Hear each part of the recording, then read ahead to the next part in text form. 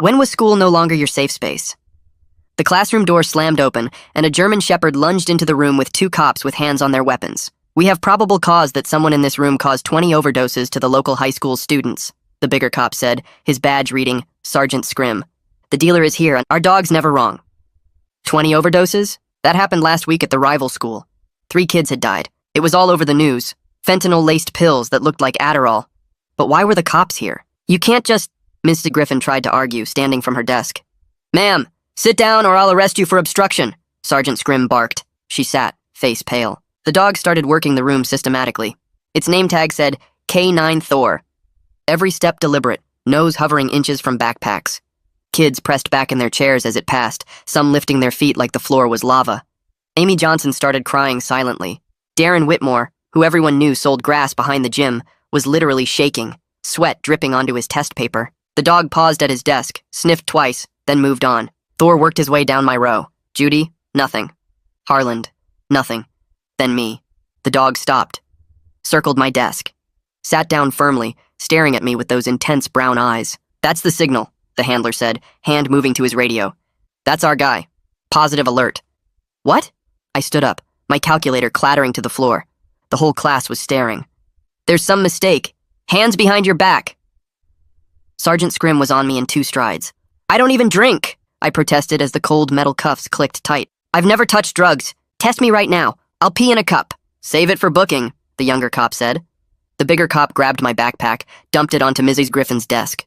Books, calculator, protein bars, SAT prep guides, everything crashed down. My laptop hit the corner of the desk and the screen spiderwebbed, then went black. 4 years of saved money for that laptop. "Nothing here," Scrim muttered, sounding disappointed. He pawed through my things again, checking every pocket. "Check his locker," the younger cop suggested. "Dealers always have a stash spot."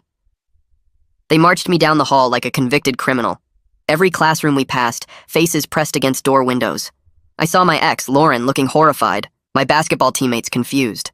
My locker combination fumbled in my shaking hands. 17-35-9. I'd had the same combination since freshman year, but suddenly couldn't make my fingers work. Scrim got impatient and shoved me aside, making me tell him the numbers. They tore through it like animals.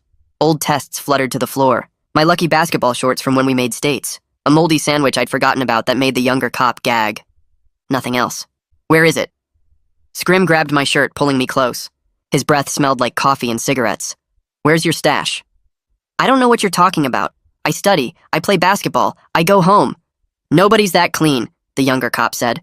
Thor was sniffing me again, going absolutely ballistic. Barking, jumping, the handler had to use both hands to hold him back. Whatever he had contact with it recently. "This is the strongest alert I've seen from Thor in 2 years. You're going to tell us where it is," Scrim said, shoving me against the lockers. "Those 3 kids who died?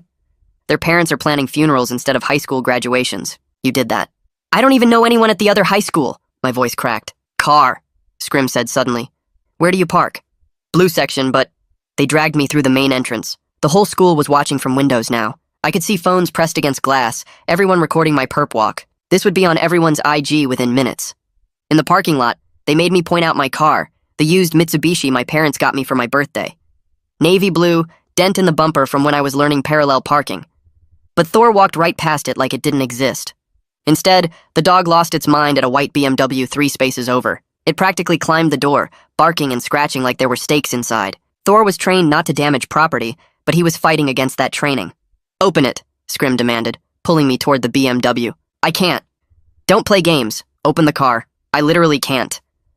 "Kid, you're looking at 20 counts of involuntary manslaughter. Life in prison.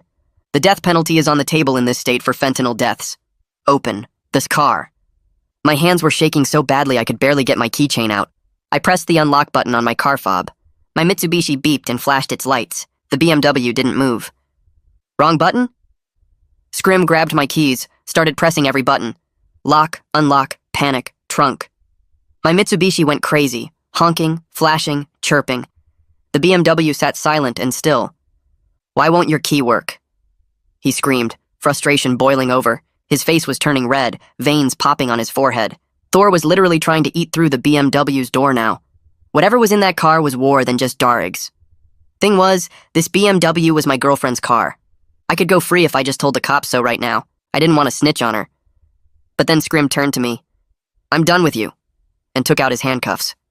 The metal clicked around my wrists again, tighter this time, and Scrim grabbed my arm hard enough to leave marks. He pushed me toward the patrol car parked at the end of the lot, not caring when I stumbled over the curb.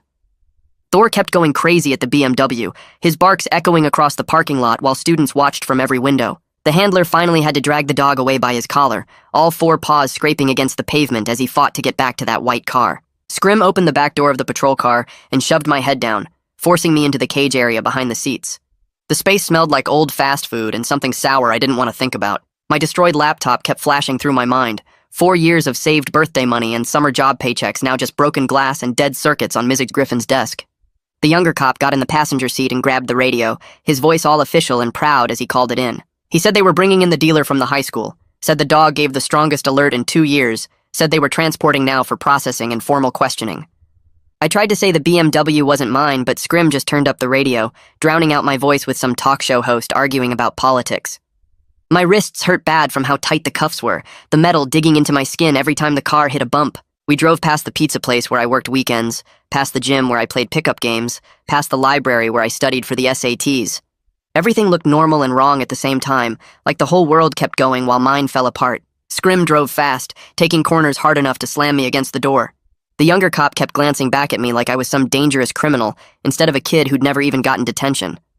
I realized they'd already decided I was guilty, that nothing I said would matter, because Thor sat down at my desk, and that was all the proof they needed. The police station looked like every cop show I'd ever seen, all white walls and bright lights and people in uniforms walking around with folders. They pulled me out of the car and marched me through a side entrance, past rooms with closed doors and bulletin boards covered in wanted posters. A lady at the front desk looked up when we came in, barely interested, like she saw kids in handcuffs every single day. They took me to a room with a camera mounted in the corner and told me to stand against the wall with the height measurements. Flash, turn left, flash, turn right, flash. My eyes hurt from the lights and I probably looked guilty in every photo even though I hadn't done anything wrong. Next came the fingerprints, my fingers pressed into ink and then rolled onto cards, one at a time. The cop doing it had done this so many times she didn't even look at my face, just grabbed each finger and rolled it like I was an object instead of a person. They took my phone, my wallet, my keys, my watch, everything from my pockets and put it all in a clear plastic bag with a number written on it in black marker. The bag sat on the counter and I stared at it, thinking about how 2 hours ago I was taking a math test and now I was processed like an actual criminal. The fluorescent lights made everything look harsh and cold, no shadows anywhere, just bright white light showing every scratch on the walls and stain on the floor. My whole life just got turned upside down because a dog sat down next to my desk. They walked me down another hallway to a small room with a metal table bolted to the floor and 2 chairs that looked like they came from a school cafeteria. One cop took off my handcuffs and told me to sit, then left and closed the door behind him. I heard it lock with a click that made my stomach drop. The table had scratches all over it, probably from other people who sat here before me, and I wondered if any of them were innocent too. A clock on the wall ticked loud enough to hear, each second feeling like forever. I tried to figure out what to say about the BMW, how to explain it wasn't mine without throwing Viviana under the bus. If I told them it was her car, they'd go after her instead, and even though I was scared, I didn't want to be the kind of person who sold out his girlfriend to save himself. But if I didn't say anything, they'd think I was hiding something, which I guess I was. The chair was uncomfortable, metal and hard, and I couldn't find a position that didn't make my back hurt. I watched the clock tick from 2:47 to 3:15, then 3:30, then 4 o'clock. My mom would be getting off work soon, and she'd probably try to call me, and when I didn't answer, she'd start to worry. The room was cold enough that I could see my breath, or maybe I was just shaking from nerves. The door opened, and a different cop came in, older than Scrim, wearing a suit instead of a uniform. His badge said Detective Malone, and he carried a thick folder that he set on the table between us. He sat down across from me and opened the folder, taking his time, making me wait and watch. Then he started reading me my rights from a card he pulled out of his pocket, each word slow and clear like he was talking to a little kid. He asked if I understood I had the right to remain silent, and I nodded. He asked if I understood anything I said could be used against me in court, and I nodded again. He asked if I understood I had the right to a lawyer, and I nodded a third time, even though my brain was going too fast to really process what any of it meant. The words felt important but also distant, like they were happening to someone else and I was just watching. Malone put the card back in his pocket and looked at me with an expression that seemed less mean than Scrim's, more like he was disappointed in me instead of angry. He opened the folder and pulled out 3 photos, sliding them across the metal table toward me. School pictures, the kind with the blue background where everyone looks awkward and young. 3 kids smiling at the camera, probably taken at the beginning of the school year when they were still alive and planning their futures.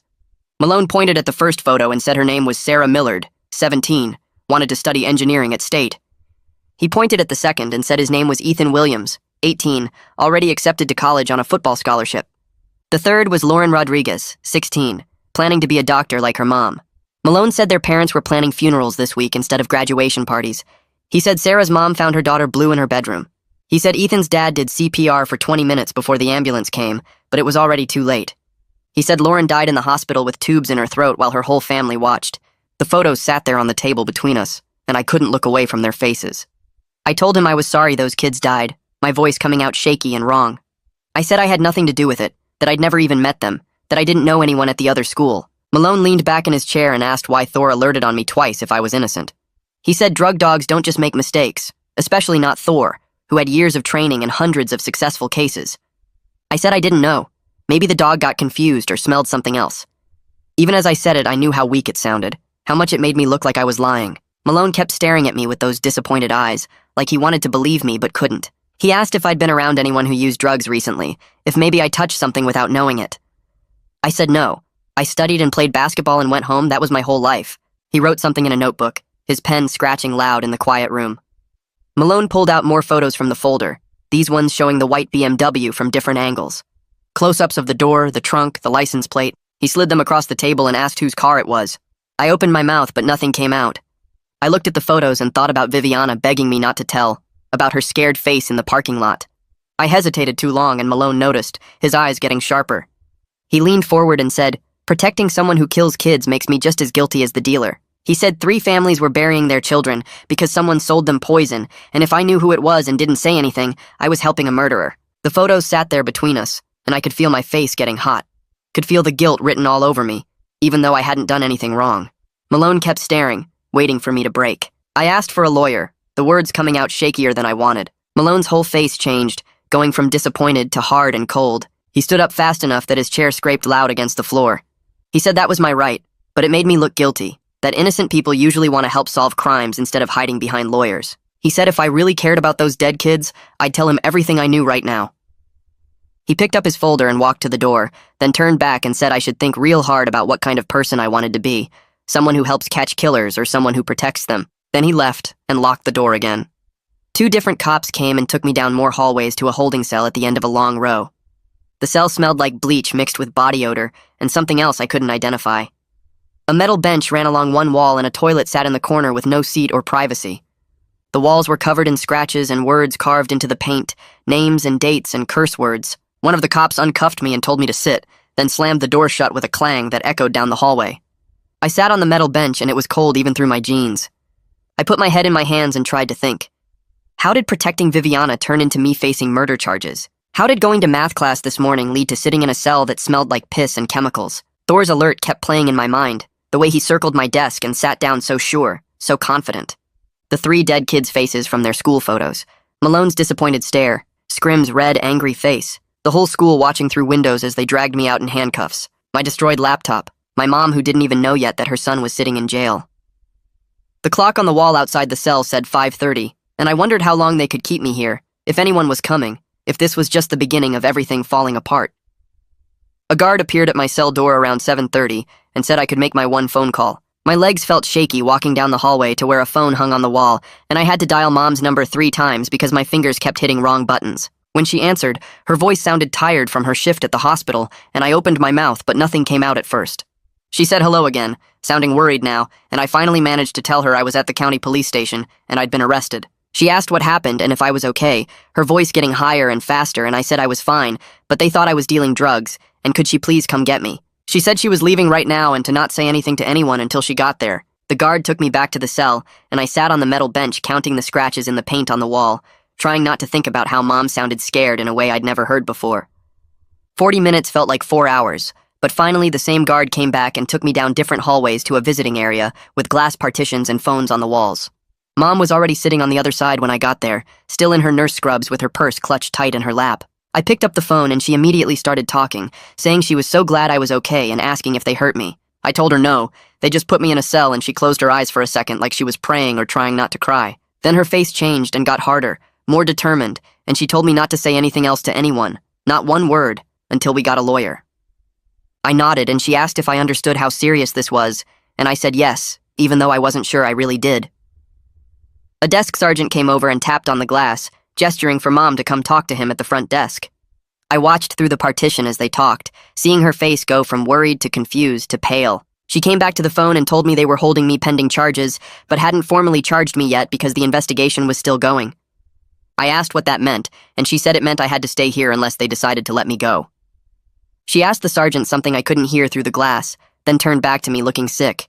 She said if they did charge me, bail would probably be $50,000, which we definitely didn't have. I felt my stomach drop because $50,000 might as well be $1 million for us. The sergeant let Mom stay in the lobby to make phone calls, and I got taken back to my cell to wait. I could hear her voice carrying down the hallway even though I couldn't make out exact words, just the tone of her talking to different people. At one point her voice got louder, and I heard her saying her son was a good kid, straight A's, basketball scholarship offers, never been in trouble once in his whole life. Hearing her defend me like that made my throat get tight. I put my head back against the cold wall and stared at the ceiling tiles, counting them over and over. Around 6 o'clock, the guard came back and said I was released to my mom's custody. He explained it was pending further investigation, which meant I had to stay available and couldn't leave the county. Mom had to sign a bunch of paperwork at the front desk, promising I would appear if they called me back, and I watched her hand shake as she wrote her signature.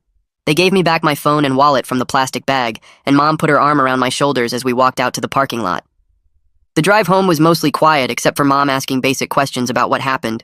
I told her about the classroom raid, Thor circling my desk and sitting down, getting handcuffed in front of everyone, them dumping my backpack, and breaking my laptop, checking my locker, the perp walk through school, and the white BMW in the parking lot that Thor went crazy over.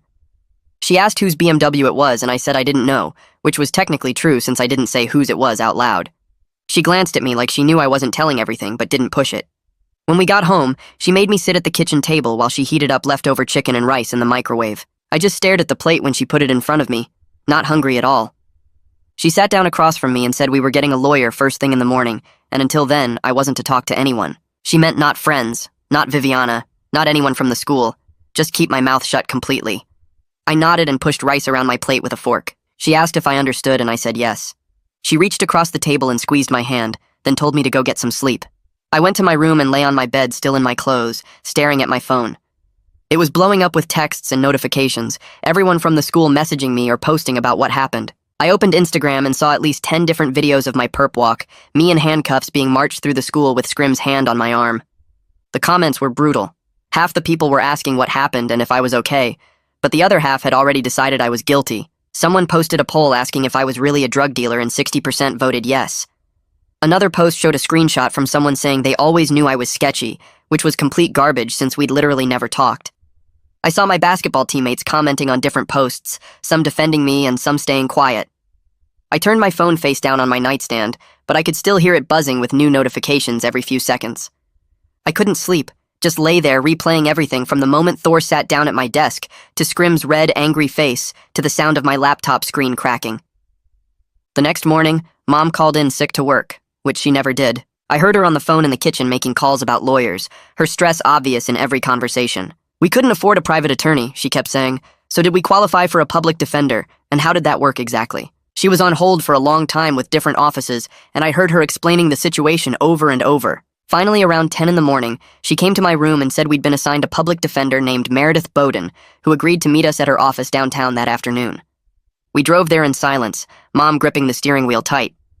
Bowden's office was in an old building with a tiny waiting room that had torn magazines on a coffee table. When Bowden came out to get us, she turned out to be younger than I expected, maybe early 30s, with dark hair pulled back and these sharp, tired eyes that looked like they'd seen too much.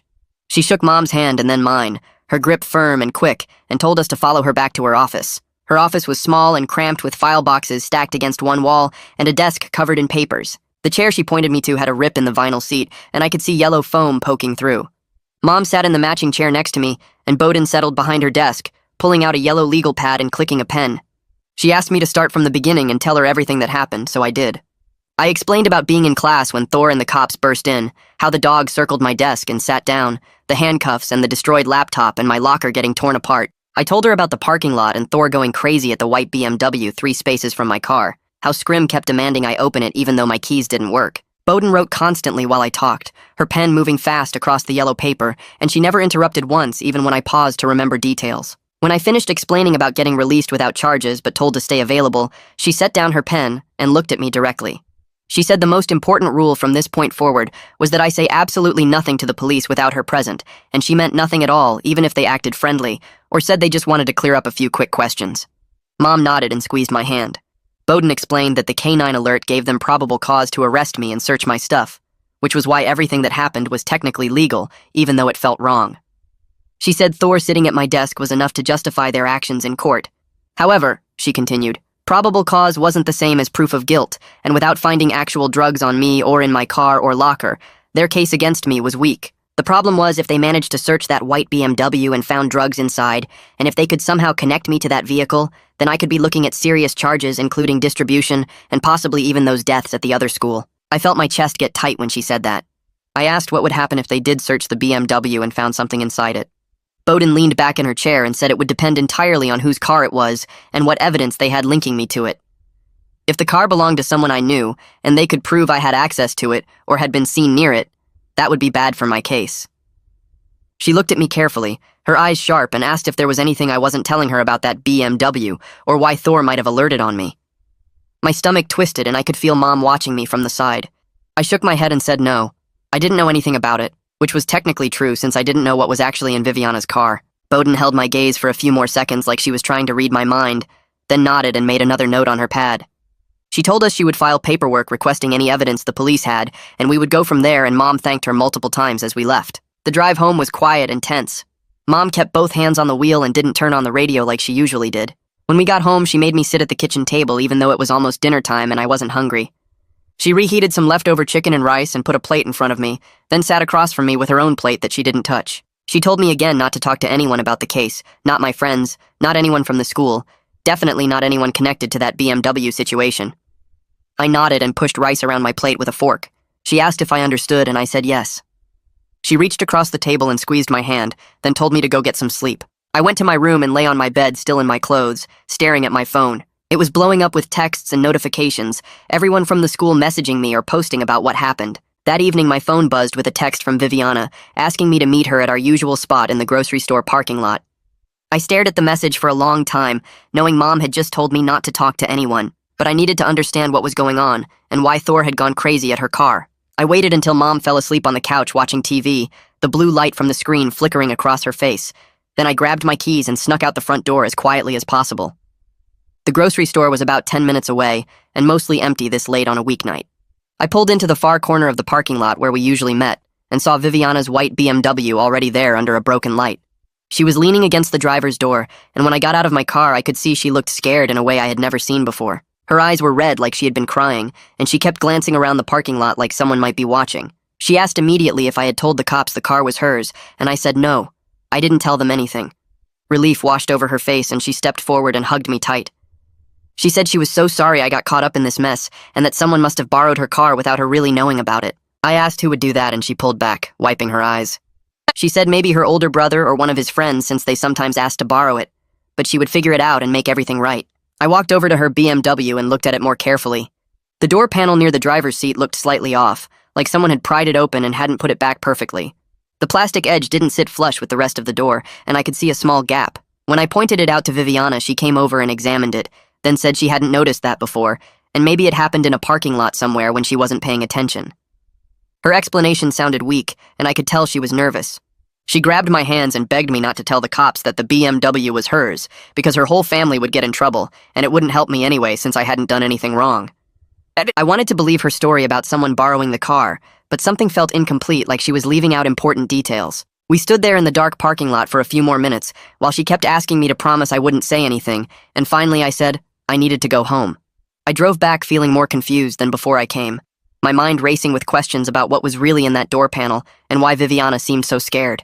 The next morning I got up early and drove to the school trying to act like everything was normal.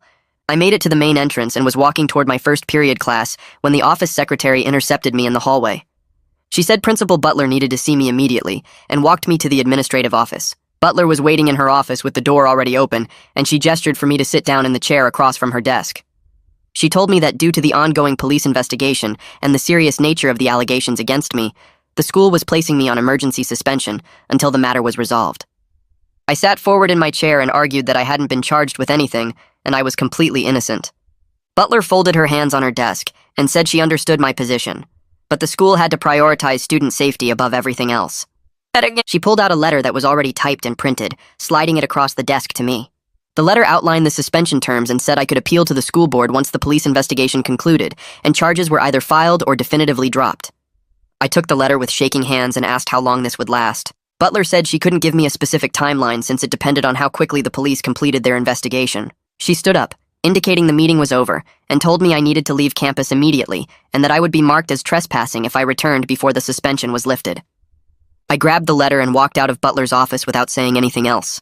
The hallway felt like it stretched for miles as I headed toward the main entrance, my footsteps echoing off the lockers. Through classroom door windows, I could see students turning to stare, some pointing, others pulling out their phones. A group of sophomores I didn't even know pressed their faces against the glass in room 204, and one of them definitely took a picture. By the time I reached the main doors, my face was burning and my hands were shaking so badly the suspension letter crinkled in my grip. The morning sun hit me as I pushed outside, and I realized everyone would know by lunch that I'd been kicked out. My phone was already buzzing in my pocket with notifications, probably screenshots of me walking through the halls being shared on every social media platform. I made it to my car and sat in the driver's seat for a solid 10 minutes before I could even put the key in the ignition. When I finally drove out of the parking lot, I saw more phones pointed at me from the senior courtyard. This would be all over Instagram within an hour, everyone posting about the drug dealer getting what he deserved. I drove home and sat on the couch staring at nothing until my phone rang around 2 p.m. Coach Beck's name showed on the screen and my stomach dropped before I even answered. She asked how I was doing and I said fine, even though we both knew that was a lie. Then she got quiet for a few seconds before telling me she had to take me off the basketball team while the investigation was ongoing. Her voice sounded genuinely sad, but she explained that the school couldn't have someone under investigation for drug dealing representing them in games. We had our playoff game next week, the one scouts were supposed to attend, and I'd been counting on that game to show what I could do. I asked if this was permanent or just temporary, and she said it depended on how things turned out with the police. The silence stretched between us until I finally asked about my scholarship opportunities, the question I'd been too scared to voice. Coach Beck went completely quiet, and I could hear her breathing on the other end of the line. She finally said the college scouts probably wouldn't look favorably on my situation right now, her words careful like she was trying not to destroy me completely. She suggested I focus on clearing my name first and worry about basketball later, but I could hear what she wasn't saying. My senior season was done. The scholarship offers I'd been working toward since freshman year were probably gone. 4 years of early morning practices, of choosing gym time over parties, of studying plays until midnight, all of it wiped out in one morning because a dog sat down next to my desk. I thanked her for calling and hung up before she could hear my voice crack. Mom came home early from work around 4 p.m. and found me sitting in the living room with all the lights off. She didn't ask why I was in the dark, just sat down next to me on the couch and put her hand on my shoulder. She told me Bowden had called with an update, and my whole body tensed up waiting for more bad news. The police were preparing to search the white BMW, and they wanted to question me again about my connection to it. Mom said Bowden advised that I continue saying absolutely nothing to the police without her present, and she'd filed some kind of paperwork requesting any evidence they had linking me to the vehicle. Then Mom turned to look at me directly and asked if I knew whose BMW it was. I opened my mouth to answer, but nothing came out at first. The hesitation was too long, way too long, and I could see Mom notice it. I finally said I wasn't sure, which was technically true since I didn't want to admit I knew it was Viviana's car. Mom studied my face for another few seconds before nodding slowly, but I could tell she didn't believe me. She stood up and said we'd talk more after she made dinner, then walked to the kitchen, leaving me alone with my thoughts. That night I couldn't sleep. Every time I closed my eyes, I saw Viviana's scared face in the parking lot, begging me not to tell the cops about her car. Around midnight, I grabbed my phone and started searching for information about K-9 alerts. I found article after article about drug dogs being wrong, about cases getting overturned because the dogs alerted on innocent people. One study said the dogs were only accurate like 50% of the time in some situations. Another article talked about handlers unconsciously cueing their dogs to alert on people they suspected, even when no drugs were present. I read about a case in Illinois where a dog alerted on a guy's car, and they tore it apart looking for drugs but found nothing. The guy sued and won because it turned out the handler had trained the dog to alert on command. I stayed up until 3 a.m. reading everything I could find, taking screenshots of the most important articles. Maybe this was the answer. Maybe Thor had been wrong about me, or maybe his handler had somehow made him alert because they were so sure someone in that classroom was guilty. The next morning, I drove to the library as soon as it opened at 9 a.m. I used one of their computers to print out the articles I'd found about K-9 reliability issues, the pages coming out of the printer in a thick stack. The librarian gave me a weird look when I paid for 47 pages of printouts, but didn't say anything. I drove straight to Bowden's office downtown and walked in without an appointment. The receptionist started to tell me I needed to schedule something, but Bowden came out of her office and waved me back. I spread the articles across her desk and explained what I'd found about false alerts and handler bias. She picked up the first article and started reading, her eyes moving quickly across the pages. After going through about 5 of them, she looked up and said this could be helpful for building reasonable doubt if the case went to trial. But then she set the papers down and told me we still needed to address why Thor alerted specifically on me twice, once in the classroom and once in the hallway. The dog had gone absolutely crazy both times, stronger than any alert the handler had seen in 2 years, according to what they told the police. I didn't have an answer for that, and neither did Bowden. 2 days later, I decided to try going back to the school to get my assignments from teachers. I knew I was suspended, but I figured if I went during lunch when most people were in the cafeteria, I could slip in and talk to Ms. Griffin quickly. I parked in the visitor lot and walked toward the main entrance, trying to look casual. The security guard saw me coming and stepped directly into my path before I even reached the door. He told me suspended students weren't allowed on campus, and I needed to leave immediately. I tried to explain I just wanted to get my homework, but he cut me off and said if I didn't leave right now, he'd call the police. The way he said it made it clear he wasn't bluffing. I turned around and walked back to my car, my face burning with embarrassment again. From the parking lot, I could see students in the windows watching the whole thing, probably taking more pictures to post online. I sat in my car for a few minutes, trying to decide what to do when I saw Miss Griffin walking across the parking lot toward me. She was carrying my textbooks in a thick folder, and when she reached my window, she handed them through. She told me she'd put together all my assignments for the next 2 weeks, and included study guides for the upcoming tests. Her voice was sympathetic, but she kept glancing back at the school building like she was worried someone would see her helping me. She said she hoped everything worked out, but she couldn't be seen helping me too much given the circumstances. I thanked her, and she walked back toward the building quickly, her arms crossed like she was cold even though it was warm outside. I drove home with the textbooks on my passenger seat, feeling more isolated than ever. That evening I was lying on my bed scrolling through my phone when a DM notification popped up from Lauren. We hadn't talked since the breakup 3 months ago, so seeing her name made my heart jump. I opened the message and she said she'd seen something weird the night before the raid. She was at the school late for yearbook committee and saw Viviana arguing with some older guy near the white BMW in the parking lot around 10 p.m. Lauren said they were moving boxes from his truck to Viviana's car, and Viviana looked really upset about something. The guy was tall with a beard and drove a black pickup truck. Lauren took a picture because the whole thing seemed sketchy, but she didn't think anything of it until the raid happened. She sent me the photo, and I could clearly see Viviana standing next to her BMW, while a guy I didn't recognize carried a box toward the trunk. My hands started shaking as I stared at the image. This was proof that someone else had access to Viviana's car. This was proof that whatever was in that BMW, someone else put it there. But it was also proof that Viviana knew about it, that she'd been there when it happened. I screenshot Lauren's message and the photo, my mind racing with what to do next. I stared at that screenshot for hours that night, my thumb hovering over the delete button a dozen times. Part of me wanted to pretend I never saw it, to protect Viviana like she asked, but the other part kept seeing Scrim's face in the parking lot, hearing him say those 3 kids were planning funerals. Around 2 a.m., I finally made a decision and sent Bowden a text asking if I could meet her first thing in the morning. She responded within minutes saying to come to her office at 8. I barely slept, just kept looking at the photo of Viviana standing next to her BMW while that guy carried boxes toward the trunk. The next morning, I drove to Bowden's office in the county building downtown, my phone feeling heavy in my pocket. Her office was tiny, just a desk buried under file folders and a couple of metal chairs that looked like they came from a school cafeteria. She gestured for me to sit, and I pulled out my phone, my hands shaking as I opened the screenshot. Bowden leaned forward, studying the image carefully. She asked who sent it, and I told her my ex, Lauren, who was at the school late for yearbook committee. Bowden zoomed in on the photo, focusing on the boxes, the truck, the guy's face. She said this was significant evidence that someone else had access to the vehicle Thor alerted on, and she could probably get the parking lot security footage from that night to verify Lauren's account. Then she looked at me with those sharp eyes and asked again whose car it was. I opened my mouth, but nothing came out at first. She waited, not pushing, just watching me struggle with the decision. I finally admitted the BMW belonged to my girlfriend Viviana, but I swore I never drove it, never had keys to it, never put anything in it. Bowden's expression changed, her jaw tightening as she leaned back in her chair. She said this information changed everything, that now the prosecution could argue I had access to the vehicle and helped store the drugs. I protested that I never touched her car, that I didn't even know this guy in the photo, but Bowden cut me off. She told me I needed to decide what was more important, protecting Viviana or protecting myself. The police would trace the BMW's registration soon if they hadn't already, and when they did, my silence would look like I was hiding something instead of just being innocent. She said obstruction of justice was a real charge they could add, and it would make everything worse. I felt sick sitting there, realizing how badly I'd messed up by not telling them about the BMW from the start. Bowden said she'd request the security footage and submit my formal statement that I never had access to the vehicle, but she made it clear I was taking a huge risk by waiting this long to tell the truth. I drove home feeling worse than before, knowing I'd probably just made everything harder for myself by trying to protect Viviana. That evening, I was doing homework at the kitchen table when my phone rang with an unknown number. I answered and heard Malone's voice, which made my stomach drop because Bowden specifically said the police weren't supposed to contact me directly. He said they'd traced the BMW registration to Viviana's family and wanted to know why I hadn't mentioned my girlfriend's car was the one Thor alerted on. My mouth went dry and I managed to say I wanted my lawyer present before hanging up. My hands were shaking so bad I almost dropped the phone. It rang again immediately, Malone's number flashing on the screen.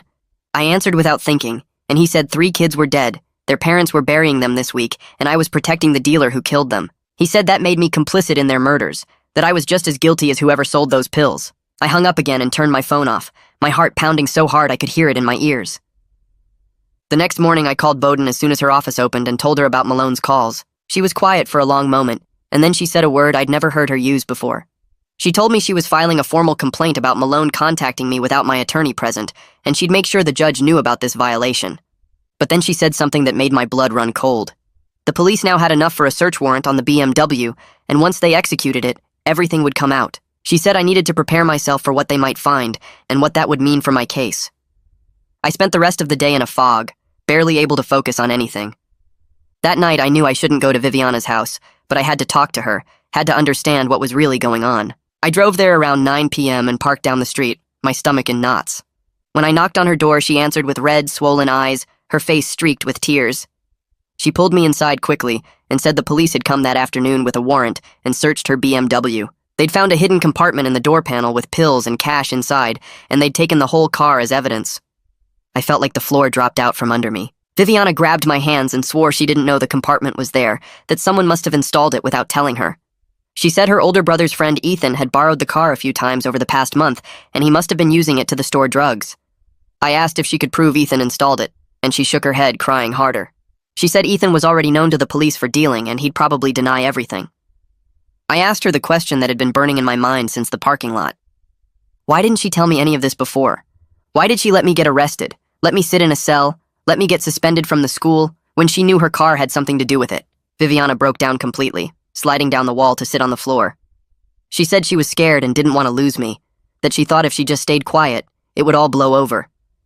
She begged me not to tell the police I knew about the car ahead of time because it would make both of us look guilty, like we were working together.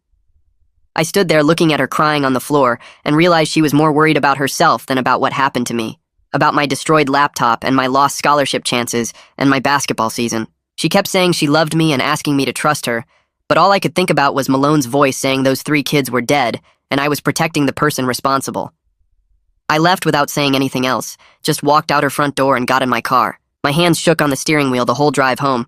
When I got back, Mom was asleep on the couch with the TV still on, and I went straight to my room and pulled out my phone.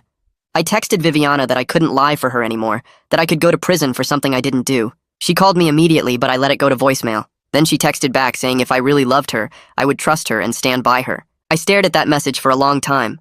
She wasn't asking if I was okay or worried about what would happen to me. She was worried about herself, about what I might tell the cops. I turned off my phone and tried to sleep, but couldn't stop thinking about those 3 dead kids and their parents planning funerals. Bowden called at 7:30 the next morning, which woke me up. Her voice sounded urgent, and she said we needed an emergency meeting at her office as soon as possible. The police had executed their search warrant on the BMW and found significant evidence. I got dressed fast and Mom drove me downtown, both of us silent in the car. Bowden's office was small and cluttered with case files stacked everywhere. She sat us down and opened a folder with police photos of the BMW's interior. They'd found a hidden compartment built into the driver's side door panel, professionally installed with a release mechanism. Inside were pills that looked like Adderall but tested positive for fentanyl, plus almost $3,000 in cash wrapped in rubber bands. She asked me to tell her everything about my relationship with Viviana and that car, no more holding back.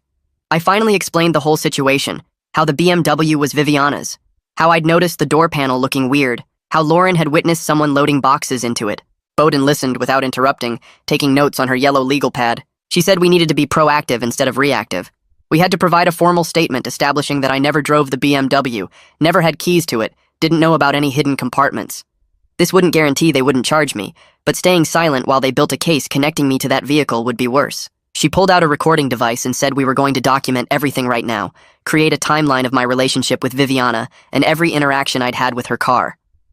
I asked if this meant I was throwing Viviana under the bus, and Bowden looked at me seriously. She said I was telling the truth, and if Viviana was innocent, she had nothing to worry about.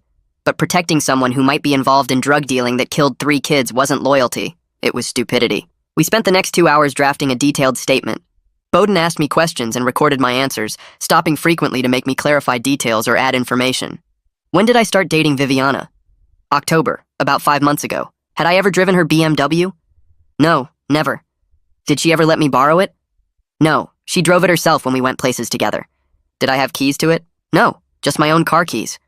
When did I first notice the door panel? The night I went to her house after getting released. Did I ask her about it? Yes, and she said she hadn't noticed it before. Had I ever seen anyone else with the car? Just that one time Lauren mentioned, but I hadn't witnessed it myself. Bowden recorded everything, including the parking lot security footage request she'd submitted and the K-9 reliability research we'd gathered. She said she'd submit all of it to the DA's office today, along with a formal request for them to investigate other suspects connected to the BMW. That afternoon, Bowden called and said the school parking lot security footage had come through. She sent me screenshots on my phone and I opened them with my heart racing. The footage from the day of the raid showed my navy Mitsubishi parked in its usual spot in the blue section. 3 spaces away was Viviana's white BMW. The timestamp showed I'd arrived at 7:42 a.m. and parked, then walked straight into the school building. The BMW was already there when I arrived. More footage showed me leaving my car at 3:15 p.m. after basketball practice and driving away. I never went near the BMW, never even walked past it. Bowden said this was good because it established clear separation between my vehicle and the one Thor alerted on. The more important footage came from 2 weeks earlier, the night Lauren had mentioned seeing something weird. The timestamp read 10:17 p.m. and showed an older guy, maybe late 20s, backing a pickup truck next to the BMW. He opened the truck bed and started moving cardboard boxes to the BMW's trunk. Viviana stood nearby looking uncomfortable, her arms crossed, shifting her weight from foot to foot. She wasn't helping move the boxes, but she was definitely there watching it happen. The guy made 4 trips back and forth, loading boxes, then drove away in the pickup. Viviana got in the BMW and left 2 minutes later. Bowden said this supported the theory that someone else was using her car for drug storage, and Viviana might have known about it but wasn't the actual dealer. The question was who the guy was, and whether Viviana would identify him. The police brought Viviana in for questioning the next day. Bowden had sources at the department who kept her updated, and she called me that evening with details. Viviana had admitted the BMW was hers, but claimed her older brother's friend borrowed it a lot over the past 2 months.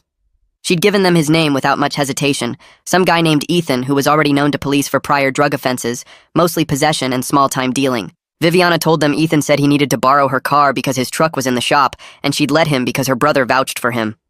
She claimed she didn't know Ethan was using it to transport drugs and had no idea about the hidden compartment. The police were skeptical, but they couldn't prove she was lying. They'd released her but told her not to leave town while they investigated further. 2 days later, Malone called Bowden's office and asked me to come in for another interview.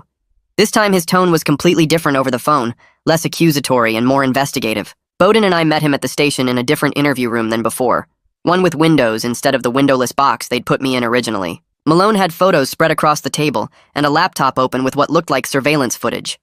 He asked me detailed questions about my interactions with Viviana's car. Had I ever been inside it as a passenger? Yes, probably a dozen times when we went to movies or restaurants. Had I ever touched the door panels or noticed anything unusual?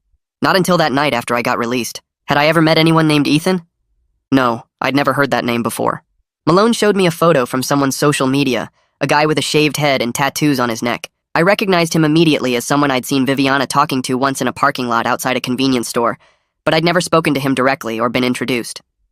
Bowden presented all our evidence in a folder she'd prepared. The parking lot footage showing clear separation between my Mitsubishi and the BMW on the day of the raid. The security video of Ethan loading boxes while Viviana watched. The K-9 reliability research showing Thor's alert history and false positive rates. My consistent statements of innocence from the beginning. She argued there was no actual evidence connecting me to the drugs beyond Thor's alert, which could have been a false positive or cross-contamination from being near Viviana, who'd been near Ethan, who'd been handling drugs. Malone listened and took notes, his expression neutral. He said they were investigating Ethan now and had surveillance on him. If Ethan was the dealer, they'd know soon enough. He told me I was still a person of interest, but they were exploring other leads. Bowden asked if that meant they weren't planning to charge me, and Malone said he couldn't make promises, but the evidence was pointing away from me and toward Ethan. We left the station and I felt like I could breathe a little easier for the first time since Thor had sat down at my desk, but Bowden warned me not to relax yet because investigations could change direction fast. 2 days later, my phone rang while I was sitting in my room trying to catch up on homework I'd missed during the suspension. Bowden's number showed on the screen and my stomach dropped. She told me Malone wanted to talk and asked if I could come to her office in an hour. I drove there with Mom, both of us quiet, and when we arrived, Bowden had her laptop open with notes spread across her desk. She explained that Malone had called with major news about the investigation.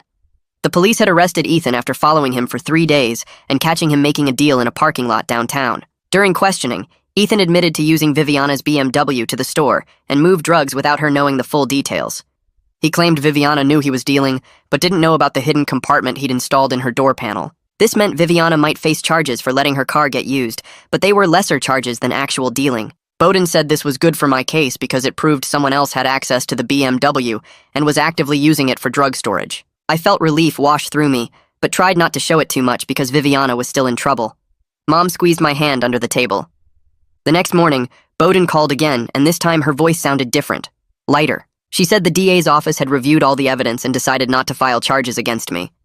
They didn't have enough proof connecting me to Ethan or the drug operation, and the parking lot footage plus Ethan's confession made it clear I wasn't involved. I could breathe for the first time in 3 weeks. Actually breathe without feeling like my chest was crushed. Mom started crying happy tears and hugged me so tight I thought my ribs might crack. Bowden warned us that this didn't mean everything was perfect, but the immediate threat of criminal charges was gone. I thanked her about 10 times before hanging up. Mom made my favorite dinner that night even though we couldn't really afford the ingredients, and for a few hours everything felt almost normal again. But the next day, Malone called me directly and his tone was all business. He said I needed to understand that not being charged didn't mean they thought I was completely innocent. It just meant they didn't have enough evidence to take me to court and win. If any new proof came up connecting me to Ethan or showing I knew about the drugs, they could revisit the whole thing and file charges later. He told me to stay out of trouble and keep my distance from Viviana and anyone connected to the case. I said I understood and hung up, feeling like the relief from yesterday had a crack running through it. Mom asked what he said and I told her, watching her face get worried again. She said we'd deal with whatever came next, but for now I should focus on getting back to normal life. Except normal life was gone, and I wasn't sure how to get it back. Principal Butler called me into her office 2 days after the DA's decision. She had papers spread on her desk, and her expression was serious but not angry like before. She said my suspension was lifted based on the DA's review, but there were conditions. I had to sign a behavior contract promising to follow all school rules, report any contact with law enforcement, and maintain good grades. She also said the incident would stay in my school record permanently, which meant colleges might see it when I applied. I'd be allowed back to class starting Monday, but I had to meet with the school counselor every week for the rest of the semester. I signed the contract without arguing, because getting back to the school was better than sitting at home watching my future disappear. Butler handed me a schedule for counseling appointments and told me she hoped I'd use this as a learning experience. I nodded and left her office feeling like I'd been given my life back, but with strings attached that would never fully go away. Coach Beck texted me that afternoon asking me to come by the gym. When I got there, she was in her office with practice schedules pinned to the wall behind her. She told me I was back on the team effective immediately, which made my heart jump. But then she said I'd lost my position as captain because of the disruption and the attention the whole situation had brought to the program. One of the other seniors would be captain for the rest of the season. I accepted it without arguing because honestly I was just grateful to play again. Being on the court was the only place where my brain stopped spinning with everything that had happened. She asked if I understood and I said yes. Then she told me practice was tomorrow at 3:30 and I better be ready to work. Walking out of her office, I passed some of my teammates in the hallway and saw disappointment in their eyes. They didn't say anything mean, but they didn't say anything at all, and somehow that felt worse. The following week, I heard through people at the school that Viviana had been charged with letting her car get used for drug dealing. It was a lesser charge than what Ethan got, not actual distribution, but it was still serious. Her lawyer got her into some kind of program where she'd do drug education classes, community service, and meet with a counselor who worked with people connected to drug cases. If she finished everything successfully, the charges might get reduced or even dropped completely. Part of me felt bad for her because she probably really didn't know about the hidden compartment. But another part of me was still angry that she'd asked me to stay quiet and protect her when I was facing way worse charges. I heard she'd dropped out of our school and was finishing senior year online to avoid all the attention and gossip. She texted me 3 days later asking if we could talk.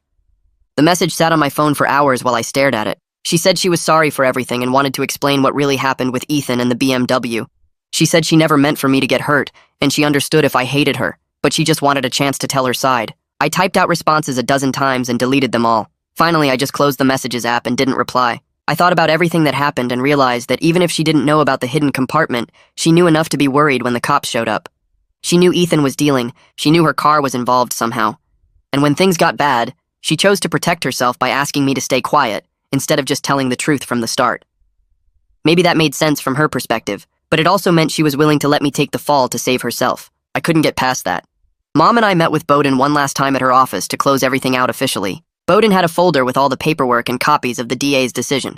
She told us she was filing a formal complaint about how Scrim handled the whole arrest, especially the aggressive way he treated me in the parking lot and at my locker. She was also raising questions about Thor's reliability, since the dog had given such a strong alert on me when I had nothing to do with the drugs.